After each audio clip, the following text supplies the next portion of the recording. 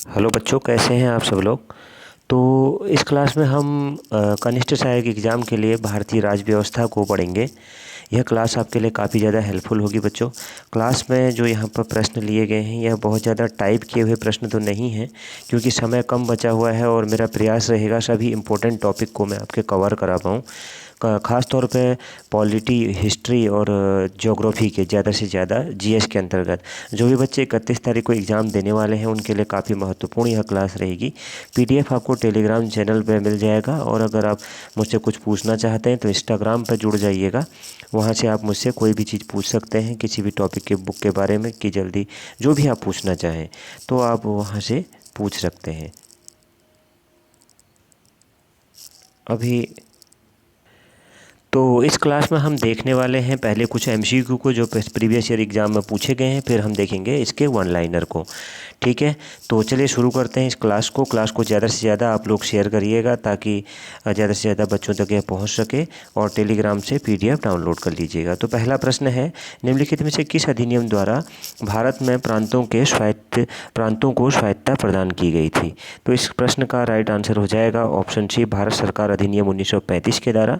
भारत का वर्तमान जो संवैधानिक ढांचा है बहुत हद तक वर्ष 1935 के अधिनियम पर आधारित है। आप जानते ही हैं वर्तमान समय भी वर्ष 1935 के मुख्य उपबंध क्या थे, जैसे संघात्मक सरकार की स्थापना, केंद्र में द्वैध शासन की स्थापना, प्रांतों में द्वैध शासन के स्थान पर स्वायत्त शासन की स्थापना, द्विसदनी केंद्रीय विधानमंडल, प्रांतीय शासन व्यवस्था, प्रांतीय विधानमंडल, केंद्र एवं प्रांतों में शक्तियों का विभाजन, और 8 क्या थे, फेडरल न्यायालयों की स्थापना भी थी। तो ध्यान रखिएगा ऑप्शन सी राइट आंसर हो जाएगा।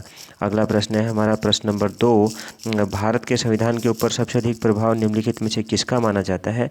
तो इस प्रश्न का राइट आंसर हो जाएगा ऑप्शन डी, भारत सरकार अधिनियम 1935 का। मैंने आपको बताया है सबसे अधिक है। भारत के संविधान के लगभग 2/3 तत्वों को वर्ष 1935 के अधिनियम से लिया गया है, अतः यह कहा ही जा सकता है कि इस पर सबसे अधिक प्रभाव इसी का है। अगला प्रश्न देखिए, प्रश्न नंबर 3। मैं पहले चैप्टर से शुरू कर रहा हूँ क्लास को और आखिर तक ले जाऊँगा। आप ज़्यादा से ज़्यादा क्लास को शेयर करिएगा, ठीक है बच्चों। देखिए, निम्नलिखित में से कौन भारतीय संविधान के प्रारूपण के लिए जिम्मेदार संविधान सभा का हिस्सा नहीं था। तो इस प्रश्न का राइट आंसर क्या हो जाएगा, ऑप्शन ए, महात्मा गांधी।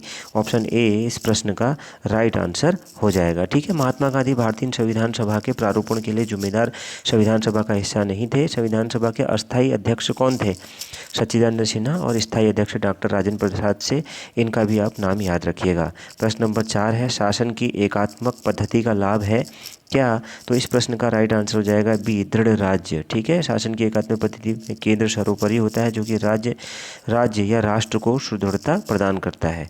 प्रश्न नंबर 5 देख लेते हैं। प्रश्न नंबर 5 है, जिस संविधान सभा द्वारा भारत के संविधान का अधिनियम किया गया उसके सदस्य कौन थे। तो इस प्रश्न का राइट आंसर हो जाएगा विभिन्न प्रांतों की विधानसभाओं द्वारा निर्वाचित। ऑप्शन बी इस प्रश्न का राइट आंसर हो जाएगा, जिस संविधान सभा द्वारा भारत के संविधान का अधिनियम किया गया उसके सदस्य विभिन्न प्रांतों की विधानसभाओं द्वारा निर्वाचित सदस्य थे। कैबिनेट मिशन की संस्तुति पर भारतीय संविधान का निर्माण करने वाली एक संविधान सभा का गठन दिसंबर 1946 में किया गया, जिसके कुल सदस्यों की संख्या 389 थी, जिसमें से 292 सदस्य ब्रिटिश प्रांतों की विधानसभाओं से निर्वाचित, 4 सदस्य चीफ कमिश्नरी क्षेत्रों के प्रतिनिधि और 93 क्या थे, सदस्य देशी रियासत के प्रतिनिधि थे। इस चीज़ को ध्यान रखिएगा। प्रश्न नंबर 6 देखते हैं, भारतीय संविधान में आपात उपबंध डैश डैश डैश से लिए गए हैं।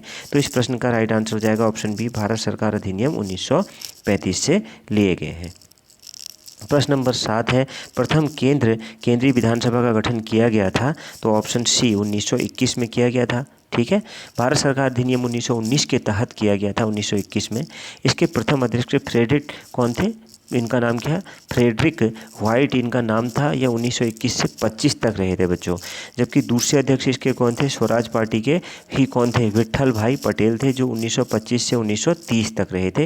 विट्ठल भाई पटेल का नाम बहुत महत्वपूर्ण है, ध्यान रखिएगा। प्रश्न नंबर 8 देख लेते हैं। प्रश्न नंबर 8 है, भारत की संविधान सभा किसके कहने पर बनाई गई थी।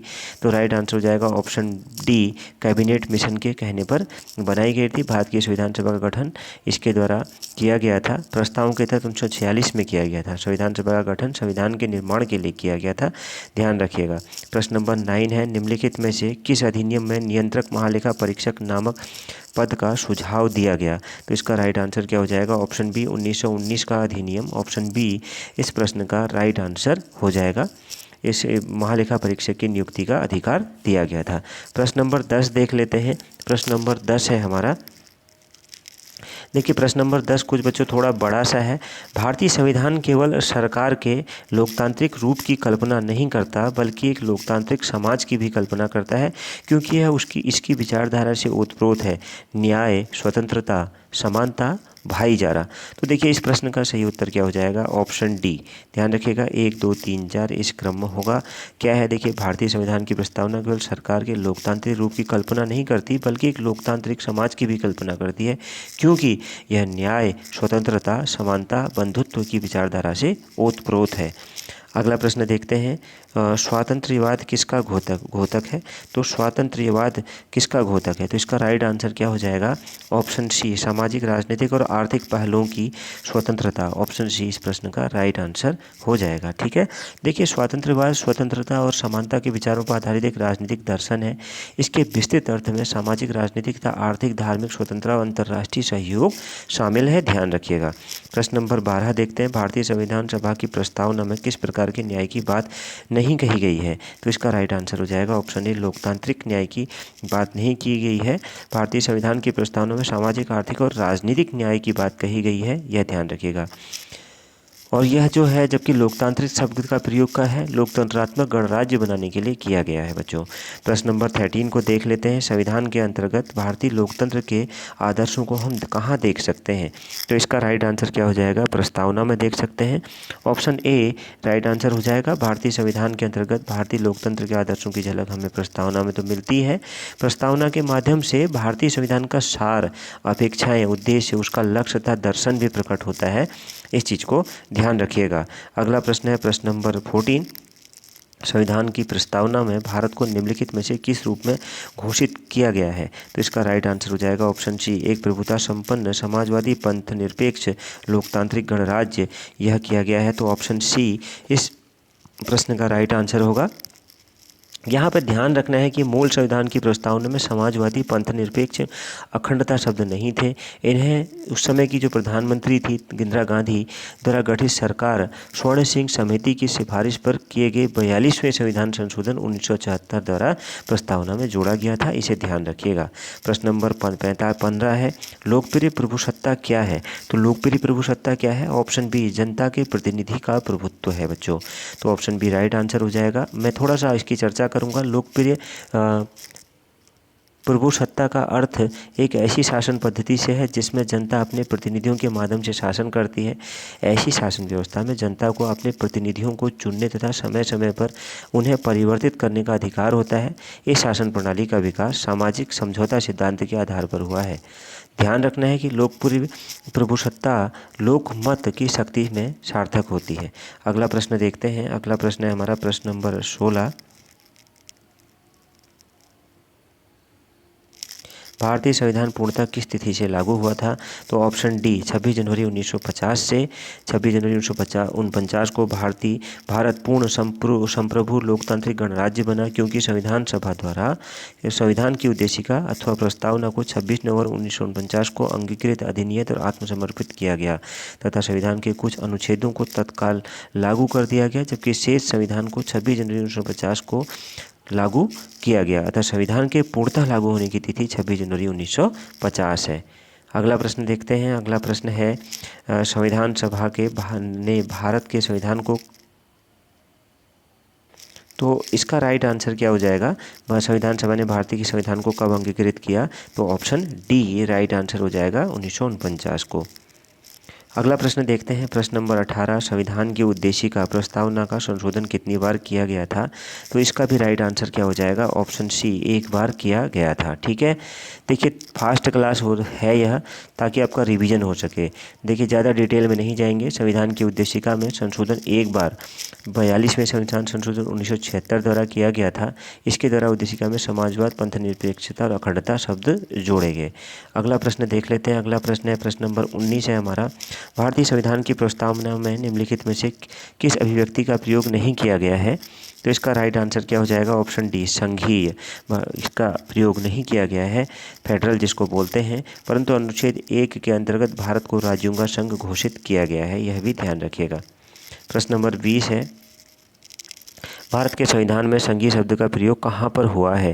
तो इसका राइट आंसर हो जाएगा ऑप्शन डी, संविधान में कहीं नहीं। ठीक है, इसका ध्यान रखिएगा। अगला प्रश्न देखते हैं, प्रश्न नंबर 21, हमारे संविधान की प्रस्तावना में उल्लेख नहीं है, किसका? तो ऑप्शन डी, वयस्क मताधिकार का उल्लेख नहीं है संविधान की प्रस्तावना में। न्याय, भ्रातृत्व एवं प्रतिष्ठा की समानता का तो उल्लेख है, परंतु इसका नहीं है। संविधान के अनुच्छेद 326 में वयस्क मताधिकार के आधार पर लोकसभा और राज्य विधानसभाओं के निर्वाचन का होना उल्लेखित है। तो ऑप्शन डी राइट आंसर हो जाएगा इस प्रश्न का बच्चों। अगला प्रश्न देखते हैं, प्रश्न नंबर 22 है, संविधान के निर्माताओं के मनोभाव और आदर्श प्रतिबिंबित होते हैं। तो इसका राइट आंसर हो जाएगा ऑप्शन सी, उद्देशिका में। ऑप्शन सी राइट आंसर होगा। भारतीय संविधान की उद्देशिका में संविधान निर्माताओं के मनोभाव आदर्श प्रतिबिंबित होते हैं। यदि संविधान के किसी मंतव्य का स्पष्टीकरण नहीं हो पाए तो उद्देशिका निर्णायक भूमिका का निर्वहन करते हुए मार्गदर्शन करती है।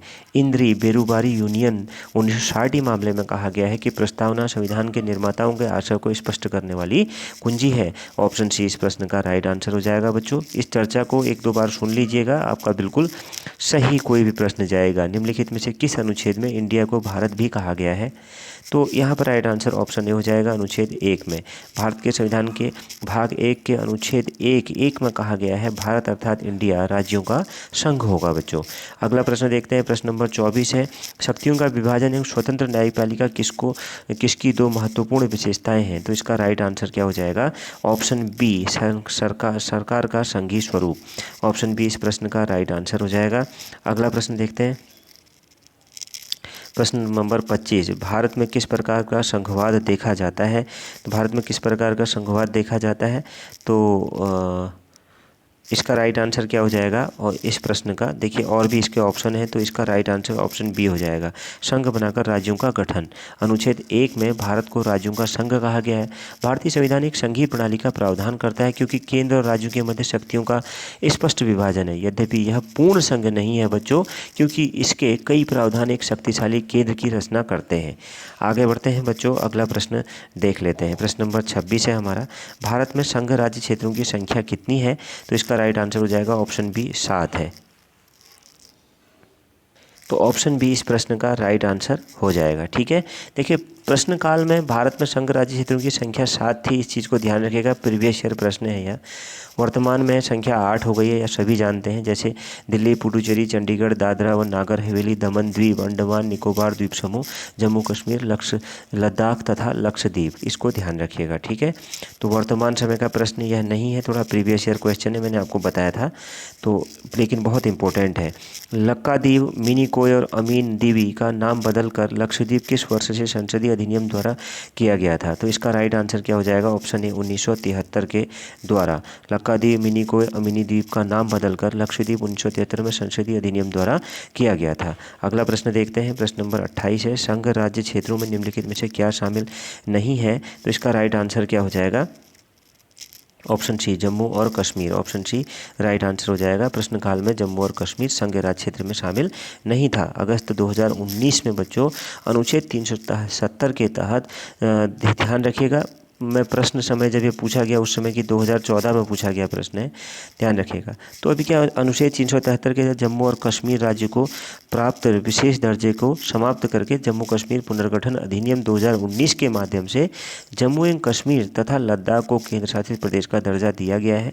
26 जनवरी 2020 से दादरा और नागर हवेली का तथा दमन और द्वीप मिलकर एक केंद्र शासित प्रदेश बन गए। अतः वर्तमान में केंद्र शासित प्रदेशों की संख्या 8 है, ध्यान रखिएगा। अगला प्रश्न देख लेते हैं, प्रश्न नंबर हमारा है 29। प्रश्न नंबर 29 को देख लेते हैं और प्रश्न समाप्त ही होने वाले। इसके बाद हम वन लाइनर की तरफ को चले जाएंगे। 1956 में राज्यों का पुनर्गठन करने से, तो राइट आंसर हो जाएगा ऑप्शन सी, 14 राज्य व 6 संघ राज्य क्षेत्र बने।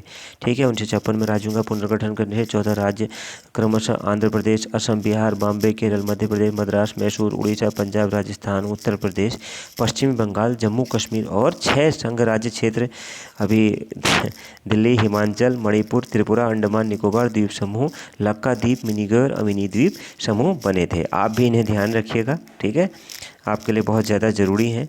अगर अभी पहले से याद नहीं है तो अभी याद करने की कोशिश ज़्यादा मत करिएगा। लक्काद्वीप ध्यान रख लीजिएगा, बहुत महत्वपूर्ण है। लक्काद्वीप, मिनीकोय और अमीन द्वीप। ठीक है, निम्नलिखित में से कौन सा राजनीतिक अधिकार नहीं है? तो इसका राइट आंसर क्या हो जाएगा? ऑप्शन बी, जीवन का अधिकार राजनीतिक अधिकार नहीं है। जीवन का अधिकार अनुच्छेद 21 प्राण और दैहिक स्वतंत्रता के संरक्षण के तहत मौलिक अधिकार है। ठीक है, तो इसको ध्यान रखिएगा। अन्य अधिकार जितने भी हैं राजनीतिक अधिकारों में हैं, इन्हें याद रखिएगा। आगे प्रश्न पढ़ते हैं अगले प्रश्न की तरफ को। प्रश्न नंबर 31 है हमारा। निम्नलिखित में से किस ईस्वी सन में भारतीय नागरिकों के मौलिक कर्तव्य संविधान में शामिल किए गए थे? तो इसका राइट आंसर क्या हो जाएगा? ऑप्शन बी, 1976 में शामिल किए गए थे बच्चों।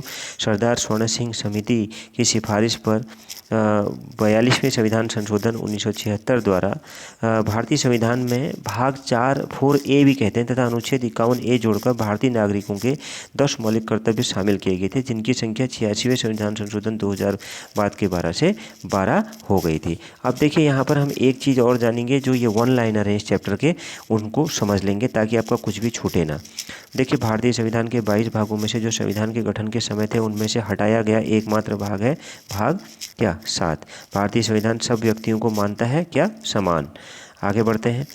विश्व का सबसे विस्तृत लिखित संविधान किस देश का है? तो भारत का है। समस्त भारतीय नागरिकों को समानता के लिए आश्वस्त कौन करता है? भारत का संविधान करता है। कौन सर्वोच्च कानून है जिसमें किसी क्षेत्र में रहने वाले लोगों के बीच के आपसी संबंध तय होने के साथ साथ लोगों तथा सरकार के बीच के संबंध भी तय होते हैं? तो भारतीय संविधान। भारतीय संविधान में संघवाद किस देश से लिया गया है? कनाडा से। भारतीय संविधान किस तिथि को लागू हुआ? मार्गशीर्ष शुक्ल सप्तमी। ये बहुत इंपॉर्टेंट है। संवत 2006 विक्रमी को लागू हुआ था। देखिए, संविधान सभा में किस देश रियासत के प्रतिनिधि ने भाग नहीं लिया? हैदराबाद के प्रतिनिधि ने। अध्यक्षात्मक शासन का उदय सर्वप्रथम किस देश में हुआ? संयुक्त राज्य अमेरिका में हुआ था। आगे बढ़ते हैं। भारत के संविधान में भारत को किस रूप में वर्णित किया गया है? तो राज्यों का संघ वर्णित किया गया है। संविधान के अंतर्गत भारतीय लोकतंत्र के आदर्शों को हम कहाँ देख सकते हैं? प्रस्तावना में देख सकते हैं। भारत की संविधान सभा गठित करने का आधार क्या था? कैबिनेट मिशन योजना 1946। ठीक है, देखिए, ज़्यादा चर्चा मैं नहीं करूँगा, प्रश्नों में कर लिया है। ये वन लाइनर है, आपको ऐसे ही याद करने हैं। भारत का संविधान किस प्रकार का है? तो भारत का संविधान किस प्रकार का है? बहुत ही, ये क्या है? बहुत ही आसान सा, बहुत इंपॉर्टेंट प्रश्न है। तो नम्य और अनम्य दोनों प्रकार का है। संविधान सभा के स्थायी अध्यक्ष कौन थे? सच्चिदानंद सिन्हा। कौन सा विशेष प्रावधान भारतीय संविधान में ब्रिटिश संविधान से लिया गया है? संसदीय प्रणाली। भारतीय संविधान की का उद्देशिका का स्रोत क्या है? अमेरिकी संविधान। भारतीय संविधान के किस भाग को उसकी आत्मा कही गई है? प्रस्तावना को कहा गया है। अगला प्रश्न है, भारतीय संविधान के निर्माण में कुल कितना समय लगा? 2 वर्ष 11 महीने 18 दिन। भारतीय संविधान का कौन सा भाग संघ और उसका राज्य क्षेत्र के बारे में बताता है? भाग 1। भारतीय संविधान में न्यायिक पुनरावलोकन का प्रावधान किस देश के संविधान से लिया गया है? संयुक्त राज्य अमेरिका के। भारतीय संविधान में राष्ट्रपति के चुनाव की प्रणाली किस देश से ली गई है? आयरलैंड से। अगला प्रश्न देखते हैं। किस अधिनियम ने ईस्ट इंडिया कंपनी के व्यापारिक एकाधिकार को समाप्त किया गया था? 1813 के चार्टर अधिनियम ने। भारत का मूल संविधान कहाँ प्रकाशित किया गया? देहरादून में। यह बहुत बड़ी बात है, ध्यान रखिएगा। ठीक है, आप उत्तराखंड का एग्जाम दे रहे हैं, आपको पता होना चाहिए भारत का मूल संविधान कहाँ प्रकाशित किया गया था? देहरादून में किया गया था। देखिए, आगे है, भारतीय संविधान ने भारत को डैश होना घोषित किया गया? प्रभुत्व संपन्न, समाजवादी, पंथनिरपेक्ष, लोकतंत्रात्मक गणराज्य। हमारे संविधान के अनुसार भारत डैश है, एक पंथनिरपेक्ष राष्ट्र है। भारत का संविधान दिवस डैश को आता है 26 नवंबर को। भारतीय संविधान को डैश को अस्तित्व में लाया गया 26 जनवरी 1950 को बच्चों। देखिए, आगे बढ़ते हैं। भारत के राष्ट्रीय ध्वज में स्थित अशोक चक्र में डैश तिल्लियाँ हैं, तो कितनी है? 24 है। ठीक है। तो देखिए यहाँ पर यह टॉपिक कंप्लीट होता है, यह चैप्टर कंप्लीट होता है। इसके बाद वाला जो हमारा टॉपिक होगा, मैं जैसे थोड़ा सा आपको और बता देता हूँ। भारतीय संविधान में कितने भाग हैं? 22। ये ध्यान रखिएगा। का राष्ट्रीय फूल कमल है, आप जानते हैं। मैं कुछ चीज़ों को बोल रहा हूँ, इसे ज़रूर सुन लीजिएगा। भारतीय नागरिकता किसके द्वारा दी जाती है? यह गृह मंत्रालय के द्वारा दी जाती है। और जैसे भारत के अंतःकालीन संसद में कितने सदस्य थे? 296 थे। प्रथम केंद्रीय विधानसभा का गठन कब किया गया था? 1921 में किया गया था, यह भी ध्यान रखिएगा। भारत की संविधान सभा किसके कहने पर बनाई गई थी? कैबिनेट मिशन के। निम्नलिखित जैसे चीज़ें, ऐसे प्रश्न आएगा, निम्नलिखित में से किस अधिनियम में नियंत्रित महालेखा परीक्षक नामक पद का सुझाव दिया गया? मैंने प्रश्न में आपसे चर्चा कर रही है 1919 अधिनियम। भारत की संविधान सभा का अध्यक्ष कौन थे? सभी को याद होगा, राजेंद्र प्रसाद साहब। संविधान बनाते समय कौन सा आदर्श प्रस्तावना में शामिल नहीं किया गया? बहुत इंपॉर्टेंट है, समाजवादी आदर्श। भारतीय संविधान के अनुच्छेद 1 में क्या घोषणा की गई थी? इंडिया और भारत क्या है? राज्यों का संघ। मैंने बताया आपको। भारत की संविधान सभा का संवैधानिक सलाहकार कौन थे? BN राव थे। भारतीय संघवाद किसके निकट है? यह बहुत इंपॉर्टेंट प्रश्न है, कनाडा के। भारतीय संविधान के सुदृढ़ केंद्र के साथ संघीय प्रणाली कहाँ से ली है? तो कनाडा से ली है। भारत के संविधान का निर्माता किसे माना जाता है? बहुत इंपॉर्टेंट प्रश्न है, बाबा साहब को माना जाता है, सभी जानते हैं। विश्व में सबसे बड़ा लिखित संविधान किस देश का है? यह भी पूछा जाता है, तो यह भारत का है। हाँ, एक प्रश्न इसमें बहुत इंपॉर्टेंट और बच गया, भारतीय संविधान के कितने भाग हैं? तो इसको भी आप याद रखिएगा, यह 22 हैं, ठीक है। और जवाहरलाल नेहरू जो थे, उन्होंने सभा के विचार विमर्श का मार्गदर्शन करने के लिए उद्देश्य प्रस्ताव लाया था, ठीक है, जवाहरलाल नेहरू जी ने। इसके बाद हम मूल अधिकार और मूल कर्तव्य को पढ़ेंगे और उसे भी पूरा इतनी ही जल्दी कर लेंगे। आप इतना पढ़िए, यकीन मानिए बहुत अच्छा एग्जाम में आपका इससे रिवीजन होगा एग्जाम के लिए। थैंक यू बच्चों, thank you very much. Class को शेयर करिएगा, धन्यवाद।